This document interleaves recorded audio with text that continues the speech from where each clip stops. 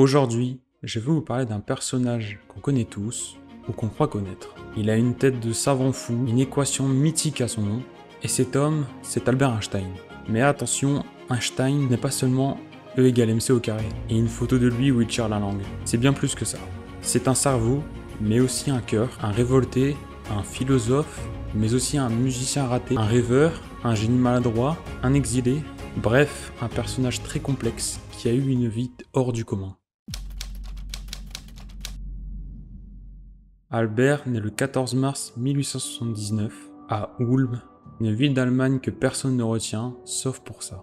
Il vient au monde dans une famille juive qui n'est pas particulièrement scientifique ou même religieuse. D'ailleurs, durant son enfance, Albert a rencontré quelques problèmes très importants. Par exemple, il a pris du temps à apprendre à parler. Il avait tendance à marmonner ses phrases, ou bien encore les répéter en boucle, ce qui n'était pas, franchement, très rassurant pour ses parents. Et à l'école, ce n'est pas mieux. Il déteste la discipline du système allemand, il remet les profs en question, et pendant ce temps-là, il rêve, il réfléchit aussi à des trucs que personne ne comprend. Autant dire qu'il ne passe pas du tout inaperçu.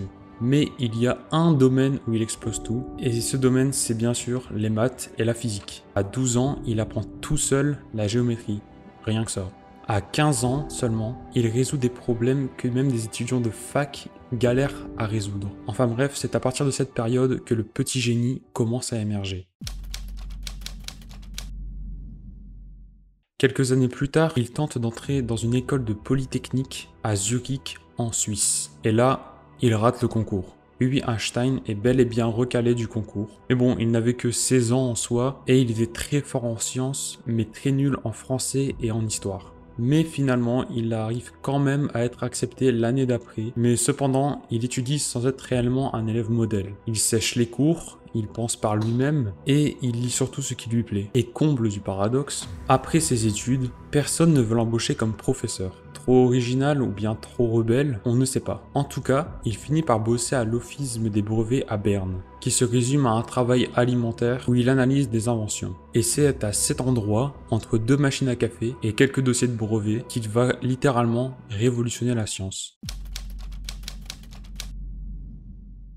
Nous sommes maintenant en 1905 et Albert a désormais 26 ans. Il s'apprête à publier sans savoir 4 articles qui vont littéralement bouleverser le monde de la science, et notamment de la physique. Le premier se concentre sur le mouvement brownien. Il prouve simplement, du moins ce qu'on le pense, que les atomes existent bel et bien. Le second article qu'il a publié se concentre sur l'effet photoélectrique. Il montre donc que la lumière se comporte parfois comme une particule. Ce travail lui vaudra bien plus tard le prix Nobel. Il sort également un article sur la relativité restreinte qui va plus tard chambouler notre vision de l'espace et du temps. Et enfin, le plus célèbre qui n'est autre que E égale MC, cette équation qui dit que l'énergie et la masse sont interchangeables. Imaginez simplement qu'un employé de bureau crie tranquillement en douce toutes les bases de la physique moderne. Eh bien, c'est ce qu'a fait Albert Einstein. Einstein, après ces quelques articles, devient très rapidement célèbre dans le monde entier. Il décroche de nombreux postes en tant que professeur, comme en Allemagne, même encore en Tchécoslovaquie. Et c'est en 1915 que sa vie va littéralement basculer, car il achève sa théorie de la relativité générale. Et là, on passe très clairement à un autre niveau. La gravitation, les trous noirs, tout ça, ça vient de là en fait. Mais le petit Albert, il veut pas se limiter à ses recherches. Il devient aussi une vraie star médiatique. En 1919, des observations d'une éclipse confirment sa théorie. La lumière est donc bel et bien courbée par la gravité. Et là, c'est le boom. La presse s'emballe avec des titres très aguicheurs. Un homme a défié Newton et gagné. Ce qui est franchement pas mal pour un ancien élève qui n'était pas très doué à la base et qui avait quelques difficultés même pour parler. Mais Einstein, ce n'était pas seulement un scientifique reconnu internationalement, c'était aussi un humaniste. Il était juif et laïque, et il s'est opposé très tôt au régime nazi. Dès lors que Hitler entre au pouvoir en 1933, Albert quitte immédiatement l'Allemagne et s'exile aux États-Unis pour ne pas avoir à subir le nouveau régime qui est mis en place par la dictature. Il deviendra donc citoyen américain. Il s'installera à Princeton, dans le New Jersey, où il passera par ailleurs les dernières années de sa vie. Mais surtout, il s'engagera, notamment contre le racisme, mais aussi pour le désarmement nucléaire, et surtout pour les droits civiques. Petite précision, à l'époque, c'est lui qui a averti Roosevelt, donc qui était l'ancien président des États-Unis, durant la Seconde Guerre mondiale sur le potentiel danger d'une bombe atomique allemande. On peut donc dire qu'il a indirectement participé au projet Manhattan, qui, je le rappelle, mènera à la bombe d'Hiroshima, causant plus de 90 000 morts. Et cette lettre déposée à ce président la fera culpabiliser toute sa vie.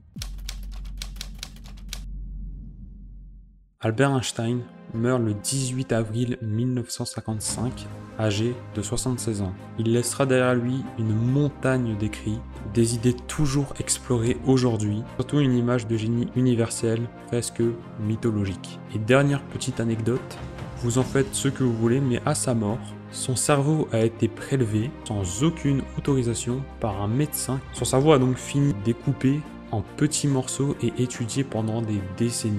Ce qui n'a d'ailleurs servi à aucune découverte, c'était juste pour le kiff. Alors voilà, Einstein ce n'est pas simplement une équation sur un tableau, c'est un esprit libre, un chercheur infatigable et surtout un homme de conviction.